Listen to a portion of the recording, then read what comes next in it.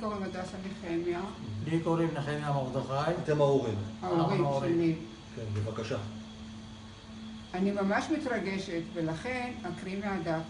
זה, כל מה שכתוב פה, זה הכל מרחשי הלב שלנו וההרגשה שאנחנו מרגישים כלפי כל עם ישראל, כלפי כל הצוות. ברצוננו להודות לבורא עולם, לעם ישראל היקר ולראש הממשלה על החיזוקים והתפילות הרבות להחלמתו של ניב בננו, ניב גיל.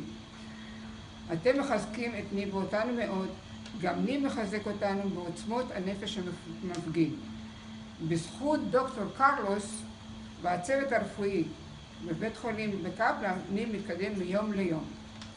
ניב נלחם כמו אריה, ולמען המשפחה שלו, אנו מקווים שגם קובעי המדיניות ינהגו בצורה שתגן על כל עם ישראל ותשמור על אחדותו. מקווים לזמנים טובים יותר. תודה לכולם. רק שאלה, איך המשפחה עכשיו בסדר, יותר רגועים? תגידי לנו רק כמה מילים. אחרי כל מה שעברנו. אני מרגיש, כל המשפחה מרגישה שאלוהים הציל את הבן שלנו. אני אומרת תודה לבורא עולם.